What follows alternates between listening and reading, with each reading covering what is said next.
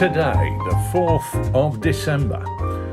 Today we're opening another window in our TooFatLardies Oddcast Advent Calendar, and we're asking Sid, what's the most positive and maybe surprising thing he's discovered about wargaming in lockdown?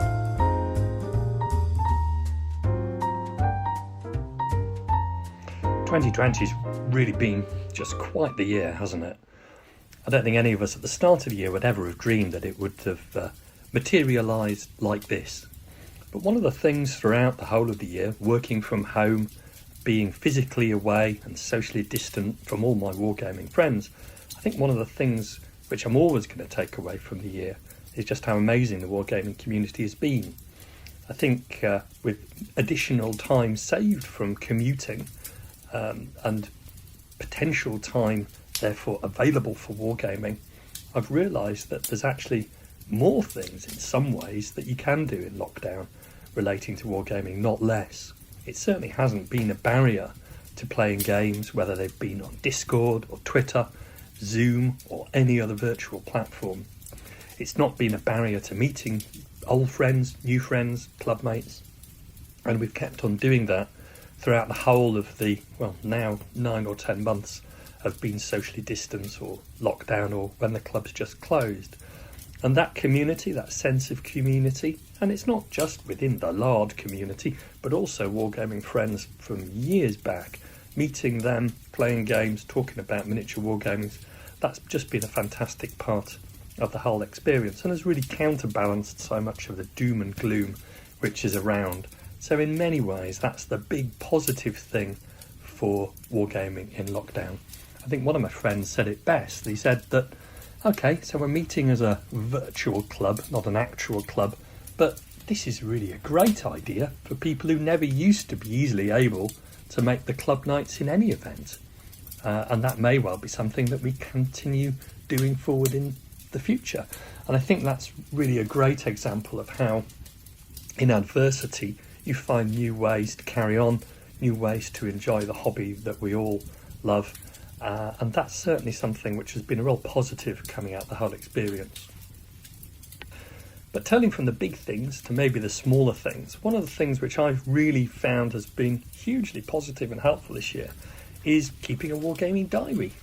I've always kept these. I might have mentioned it on the Oddcast before. I've always kept a notebook which just records the things I'm doing with the hobby. But this year it's really turned into the first thing that I look at when I'm thinking about wargaming, planning, painting, and just recording the sometimes seemingly endless days of lockdown where the weekends blend into the weeks and work blends into home time.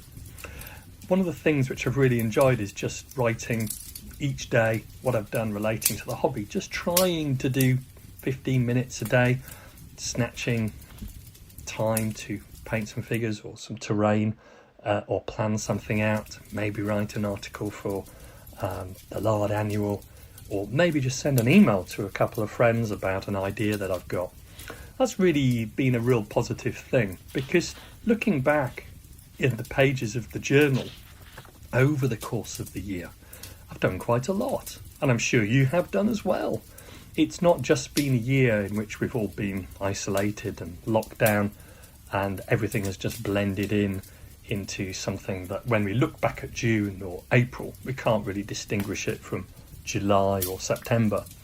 It's been a year in which I've had projects and I've finished those projects. It's been a year in which I've created terrain, I've made things. It's been a year that I've planned out new things that I want to do, or help design rules, or help participate in various events.